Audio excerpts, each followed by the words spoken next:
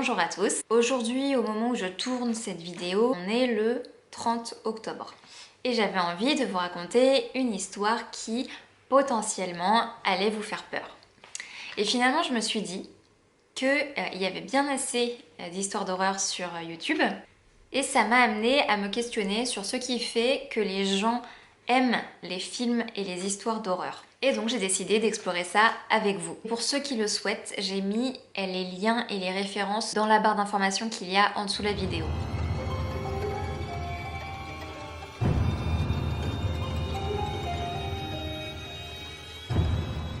S'il y a quelque chose qui est certain, c'est que l'horreur fascine, que ce soit au cinéma ou dans la réalité. Les films d'horreur, ils sortent régulièrement, on connaît plein d'histoires d'horreur, il y a une multitude de séries documentaires sur les affaires criminelles qui sont diffusées à la télévision. En fait, plus une histoire criminelle est terrifiante, et plus elle intéresse les médias, parce que justement, elle captive le public. Alors, pourquoi cet engouement pour tout ce qui est terrifiant? Selon David Schmid, certains personnages d'histoires d'horreur auraient un effet rassurant dans la mesure où ils nous permettent de nous faire nous sentir normaux. Par exemple, le serial killer qui représente un grand danger pour une communauté, en fait, il va renforcer cette communauté en lui donnant un sentiment commun qui est de pouvoir se dire « on n'est pas comme lui ». Autrement dit, le serial killer, c'est cette personne anormale qui va nous rassurer sur notre propre normalité. Ensuite, beaucoup de chercheurs sont d'accord pour dire que les histoires d'horreur font diminuer l'anxiété face à la mort, dans la mesure où le spectateur observe la souffrance, les assassinats, etc., à partir de sa position à lui qui est totalement sous contrôle et sécurisée, donc dans les cinémas, chez lui, chez ses amis, etc.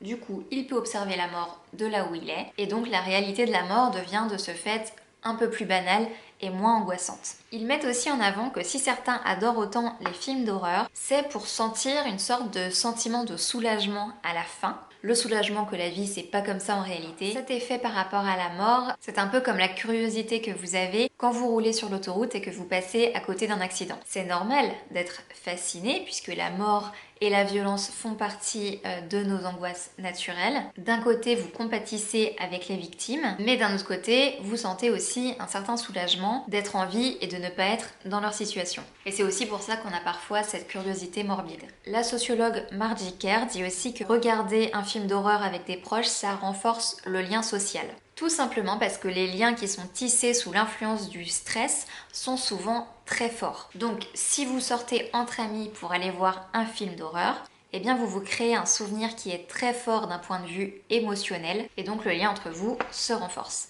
Alors Edward Laurie, lui, il pense que certains spectateurs de films d'horreur ont une tendance sadomasochiste. Donc ils peuvent s'identifier aux souffrances de la victime et donc avoir de l'empathie pour elle, mais ils pourraient aussi prendre du plaisir à la regarder souffrir. Ensuite, certains chercheurs mettent en avant le fait que les films d'horreur permettraient aux spectateurs de ressentir la sensation de transgresser les lois et les codes établis dans notre société. Donc là, les films d'horreur permettent de canaliser la violence. D'ailleurs, certains psychiatres disent que c'est pour ça que beaucoup d'adolescents adorent regarder les films d'horreur. Et enfin, on a cette fameuse décharge d'adrénaline que procurent les films d'horreur. Ça va satisfaire en quelque sorte les instincts basiques. C'est pourquoi le public moyen pour ces films est masculin et âgé entre 15 et 45 ans. Ça, c'est selon Goldstein, je crois, qui disait que leurs objectifs quand ils vont voir un film d'horreur, c'est justement de ressentir leur instinct primaire. Voilà, on a fait le tour, je pense, des causes de cet engouement pour les films d'horreur. N'hésitez pas à en partager d'autres si vous voyez qu'il en manque. Et puis, dans tous les cas, vos avis m'intéressent toujours. Je voudrais dire une dernière petite chose en cette période où beaucoup de gens aiment regarder l'horreur. J'ai une grosse pensée pour les gens qui vivent réellement l'horreur dans leur vie du fait de pathologies. Des pathologies qui sont effrayantes, qui se rapprochent d'ailleurs beaucoup d'un film d'horreur. Je pense aux personnes qui, dans leur quotidien, ont des hallucinations visuelles, les personnes qui ont des terreurs nocturnes. Je pense aussi aux personnes qui ont des hallucinations auditives. Certains parlent de schizophrénie. Moi, je sais surtout qu'elles entendent ce type de voix.